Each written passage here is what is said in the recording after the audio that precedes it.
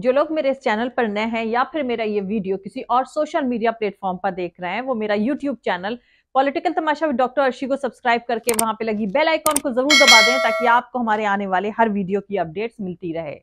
और दोस्तों, अगर आपको हमारा काम पसंद आता है, हमारे वीडियोस पसंद आते हैं, तो www.patreon.com/dr अर्शी खान पर जाकर डोनेट करके आप हमारे काम को सपोर्ट कर सकते हैं।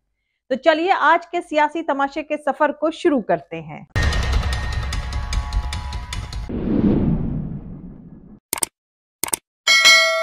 किसी को नहीं वोट डालने देना। अरे आप जाओ ना, दिखाओ। हमने डाल दिया, लेकिन डाल तो दिया इन्होंने डाले, बाकी सबको मारे, किसका रह गया? इनका वो दिखाओ दिखाओ। आपको नहीं पड़ा? पहली बात तो मैं एक बात ये पूछ रहा हूँ, पुलिस को कहाँ से अधिकार हो गया कि वो पर्ची और आई कार्ड चेक करेगी? पर्ची ले ली उन्होंने। एक मिनट रुक जाइए, एक मिनट रुक जाइए। पुलिस को पहली बात तो पर्ची और आई कार्ड चेक करने का अधिकार नहीं है। बहुत सारी जिम्मेदारी हम लोग नहीं एडिशन उधार लेकर तुम। और क्या है? उधार है, मीडिया उधार है। और क्या उधार है? मीडिया उधार है। बिका हुआ मीडिया। कौन सा मीडिया हुआ है? अभी मीडिया हुआ है।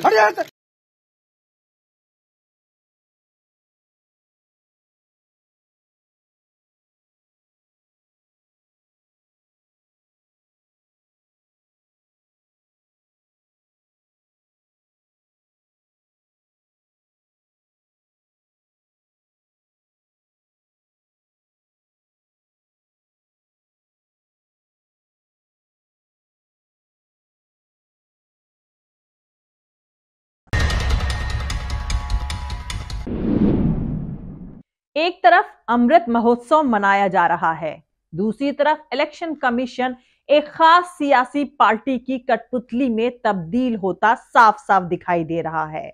जहां उत्तर प्रदेश के 2 बाई इलेक्शंस में एडमिनिस्ट्रेशन जोर जबरदस्ती करता नजर आ रहा है, जिसके तमाम वीडियोस सोशल मीडिया पर मौजूद हैं। कुछ वीडियो में साफ दिख रहा है कि मुसलमानों को वोट डालने नहीं दिया जा रहा है, उनसे चुनावी पर्चियां छीनी जा रही हैं। वहीं दूसरी तरफ गुजरात में नरेंद्र मोदी वोटिंग के दौरान 2.5 घंटे का रोड शो करते दिखे और गोदी मीडिया उसे लाइव दिखाता रहा।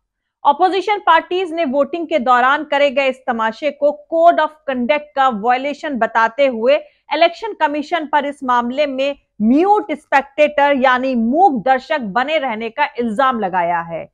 लेकिन क्या किया जाए दोस्तों, अब तो बेचारे चुनाव आयोग की मजबूरी देखकर भी शर्म नहीं तरस आ रहा है। खैर, रामपुर में दहशत और लाठी डंडे की तानाशाही के दम पर सिर्फ 31% वोटिंग हुई। इस दौरान वहां से आए तमाम वीडियोस बेहद शर्मनाक हैं। डेमोक्रेसी और कानून पर भरोसा बना रहे, इसीलिए कम से कम थोड़ा बहुत कॉग्नाइजेंस यानी संज्ञान तो किसी को लेना चाहिए था। लेकिन हो रहा है ठीक इसके ऑपोजिट। दोस्तों, रामपुर खतौली के सैकड़ों वीडियोस वायरल हैं। पुलिस की मनमानी पर सब चुप हैं और इलेक्शन कमीशन ये सब होते हुए सुकून से देख रहा है। अब किसी से छुपा हुआ नहीं रह गया है कि मुल्क का इलेक्शन कमीशन अपनी जिम्मेदारी एक कठपुतली की तरह बखूबी निभा रहा है। गोदी मीडिया इसे जंगल राज नहीं बोलेगा, ये तो आप सब जानते ही हैं। दोस्तों, 28 अक्टूबर को विधानसभा अध्यक्ष ने आजम खान की विधायकी रद्द कर दी थी। इसके बाद इलेक्शन कमीशन ने बाई इलेक्शन का ऐलान किया था, जिसके बाद 5 दिसंबर को रामपुर में हुए मतदान की रफ्तार काफी सुस्त रही। मंडे को सुबह से मुस्लिम मेजॉरिटी वाले इलाके के वोटिंग सेंटर्स पर जहां सन्नाटा पसरा रहा, वहीं देर शाम तक हिंदू मेजॉरिटी वाले इलाकों में वोटिंग होती रही। पहले जिन मुस्लिम इलाकों के बूथों पर लंबी कतारें लगा करती थी, वहां सन्नाटा पसरा नजर आया। मुस्लिम वोटरों की कई जगहों पर पुलिस से नोकझोंक भी हुई। बताया गया है कि तमाम जगहों पर पुलिस ने लाठियां चलाकर वोटरों को खदेड़ा भी है। समाजवादी पार्टी नेताओं का इल्जाम है कि पुलिस ने मुस्लिम इलाके को छावनी में तब्दील करके वोट डालने से रोका, लोगों के घरों में तोड़फोड़ करी, जिसके डर से लोग वोट डालने गए ही नहीं।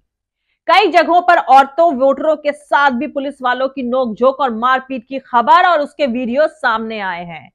इल्जाम है कि पुलिस ने लोगों को सड़कों पर निकलने ही नहीं दिया और कई जगह पर बाइक के टायरों में सुए घोंप कर वाहनों को पंक्चर कर दिया, जिसके चलते लोगों को बिना वोट डाले काफी परेशानी का सामना करते हुए वापस लौटना पड़ा। अब्दुल्ला आजम ने इस पूरे चुनावी प्रोसेस को बेईमानी और डेमोक्रेसी की हत्या करार देते हुए कहा है कि पुलिस ने मुस्लिम वोटरों को बूथों तक जाने से रोका है। वहीं दूसरी तरफ गुजरात में वोटिंग के दिन बीजेपी के झंडे खुलेआम लहराए गए और मीडिया वाह वाह करता नजर आया।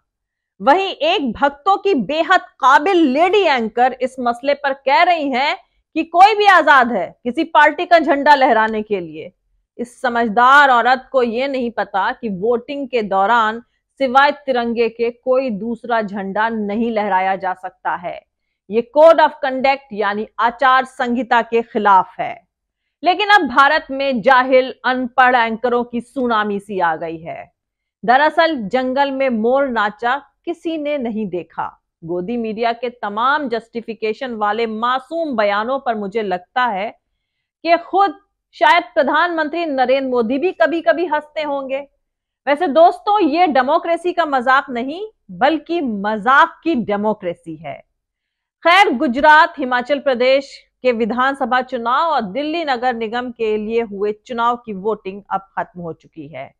एडमिनिस्ट्रेशन की मेहनत के बाद अब बारी है ईवीएम पर मेहनत करने की। अंदर से खबर आ रही है कि बीजेपी ने 5 से 6% वोट आम आदमी पार्टी को शिफ्ट किए हैं। साफ है कि गिरे हुए वोट शेयर के बावजूद भी गुजरात में जीत बीजेपी की ही होगी। वैसे दोस्तों, पहले अंडा आया या मुर्गी, इस सवाल को लेकर अब मौजूदा भारत के वोटरों में जरा सा भी इंटरेस्ट नहीं रह गया है। लेकिन शायद कुछ लोग जरूर जानना चाहेंगे कि नरेंद्र मोदी पहले आए या अनभक्त अंडे। खैर, गुजरात में बीजेपी के अपोनेंट्स का मानना है कि चुनाव के नतीजे वाले दिन गुजरात कांग्रेस के कार्यकर्ता जीते हुए कांग्रेसी उम्मीदवारों के घर के सामने मिठाई और फूलों की माला के साथ कटीले तारों से लिपटे डंडों के साथ खड़े रहेंगे, ताकि उन्हें यह पैगाम मिले कि बिकने पर स्वागत अब इस तरह से होगा और जीतने के बाद अब बिकने नहीं दिया जाएगा। वैसे गुजरात, हिमाचल प्रदेश विधानसभा चुनाव और दिल्ली नगर निगम के लिए हुए चुनाव के एग्जिट पोल आ चुके हैं। ये असल नतीजे बिल्कुल नहीं है, बस एक अंदाजा है। तो आपको बता दूं कि दिल्ली नगर निगम चुनाव के वोटों की गिनती 7 दिसंबर को होगी, जबकि हिमाचल प्रदेश और गुजरात में हुए विधानसभा चुनाव की वोटों की गिनती 8 दिसंबर को होगी। उसके बाद फाइनल नतीजे सामने आएंगे। वैसे सभी एग्जिट पोल के मुताबिक गुजरात में एक बार फिर भारतीय जनता पार्टी की जीत होने की उम्मीद जताई जा रही है। तकरीबन सभी एग्जिट पोल के मुताबिक गुजरात में भारतीय जनता पार्टी पिछली बार से भी बड़ी जीत के साथ वापसी करती दिख रही है। एग्जिट पोल में बीजेपी को 128 से 148 सीटें मिलती दिख रही हैं। इसमें कांग्रेस की सीटें घटकर 30 से 42 पर रहने की बात कही गई है। वहीं इसके अंदाजे के मुताबिक आम आदमी पार्टी गुजरात विधानसभा चुनाव में अपना खाता खोलती दिख रही है। उसे तकरीबन 2 से 10 सीटें मिलने की उम्मीद जताई गई है। कुछ एग्जिट पोल में बीजेपी को 117 से 140 सीटें, तो कांग्रेस को 35 से 51 सीटें और आम आदमी पार्टी को 6 से 13 सीटें मिलने की उम्मीद जताई गई है। वहीं हिमाचल प्रदेश में हुए चुनाव के एग्जिट पोल में बीजेपी और कांग्रेस के बीच कांटे की टक्कर दिखाई दे रही है। हिमाचल प्रदेश के एग्जिट पोल में जहां बीजेपी को 24 से 34 सीटें मिलने का अंदाजा लगाया गया है, वहीं कांग्रेस को बहुमत के आंकड़ों को पार करते हुए बताया जा रहा है। इस एग्जिट पोल में कांग्रेस को 30 से 40 सीटें मिलने के आसार जताए गए हैं। वहीं दिल्ली नगर निगम के एग्जिट पोल के मुताबिक यहां भी बदलाव होता दिख रहा है। तो आपको बता दूं कि इस वक्त दिल्ली नगर निगम में बीजेपी सत्ता में है, लेकिन इस चुनाव के एग्जिट पोल में पल्ला आम आदमी पार्टी का भारी दिख रहा है। एग्जिट पोल के मुताबिक आम आदमी पार्टी को 149 से 171 सीटें मिल सकती हैं। वहीं बीजेपी को 69 से 91 सीटें मिलने की उम्मीद जताई गई है। कांग्रेस को सिर्फ 3 से 7 सीटें मिलने का अंदाजा है। तो दोस्तों, हिमाचल प्रदेश की 68 विधानसभा सीटों के लिए एक फेज में 12 नवंबर को वोट डाले गए थे, जहां रिकॉर्ड 75.6% मतदान हुआ था। वहीं गुजरात की 182 विधानसभा सीटों के लिए 2 फेजेस में वोटिंग हुई थी। 1 दिसंबर को 89 सीटों पर मतदान हुआ था और यहां वोटिंग 60.20% रहा था। वहीं 5 दिसंबर को 93 सीटों पर दूसरे दौर की वोटिंग हुई थी। दोनों स्टेट्स में हुए विधानसभा चुनाव के वोटों की गिनती 8 दिसंबर को होगी। वहीं दिल्ली नगर निगम के चुनाव में 4 दिसंबर को वोट डाले गए थे। इस चुनाव के नतीजे कल यानी 7 दिसंबर को आएंगे। खैर दोस्तों, इन इलेक्शन में सबसे अहम रोल साफ सुथरे चुनाव कराने की जिम्मेदारी इलेक्शन कमीशन की थी, लेकिन लगातार इलेक्शन कमीशन सवालों के घेरे में है। चुनाव आयोग ना कुछ सुनता है ना कुछ देखता है। जब पहले फेज की वोटिंग हो रही थी तब मोदी का रोड शो सभी चैनलों पर लाइव दिखाया जा रहा था, और जब दूसरे फेज की वोटिंग हो रही थी तब भी उन्होंने एक रोड शो किया। इलेक्शन कमीशन पर अब इन सब चीजों का कोई असर नहीं पड़ता है। हमारी आने वाली पीढ़ियां चुनाव आयोग को इन वायलेशंस के सामने म्यूट स्पेक्टेटर्स यानी मूक दर्शक बने रहने के लिए कभी माफ नहीं कर पाएंगी। मोदी ने वोटिंग के दौरान 2.5 घंटे का रोड शो किया। मीडिया उसे लाइव दिखाने के लिए मजबूर था, लेकिन क्या इलेक्शन कमीशन भी मजबूर था?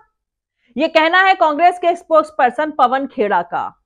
दोस्तों, अंग्रेजी अखबार द टेलीग्राफ के मुताबिक कांग्रेस पार्टी ने प्राइम मिनिस्टर नरेंद्र मोदी की तरफ से वोट डालने और उसके बाद अपने भाई के घर पैदल चलकर जाने को रोड शो करार दिया है, और इसके साथ ही चुनाव आयोग पर इस मामले में खामोशी बनाए रखने का इल्जाम भी लगाया है।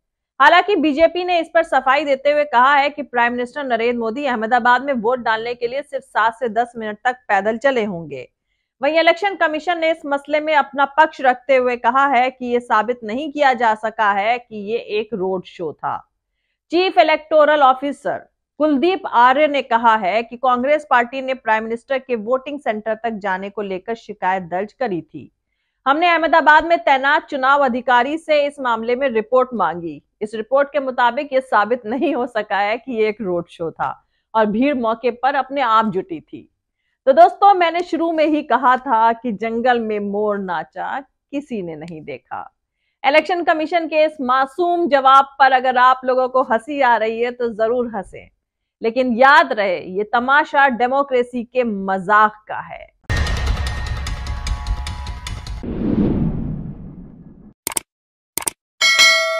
आजादी की सांसें लेते रहें। मिलते हैं अगले वीडियो में किसी दूसरे नए सियासी तमाशे के साथ।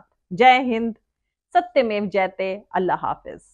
दोस्तों, हमारा पूरा वीडियो और दूसरे और वीडियोस देखने के लिए हमारा YouTube channel political Tamasha with doctor Arshi को सब्सक्राइब करके वहां पे लगी बेल आइकॉन को जरूर दबा दें, ताकि आपको हमारे आने वाले हर वीडियो की अपडेट्स मिलती रहे।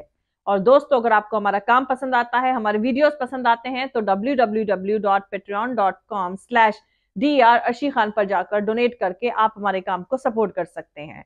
दोस्तों, अगर आपको हमारा वीडियो पसंद आता है तो लाइक और शेयर करना हरगिज नहीं भूलें।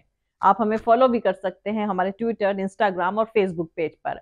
मेरा ट्विटर हैंडल है @arshi_aziz khan। Thank you. मिलते हैं अगले वीडियो में।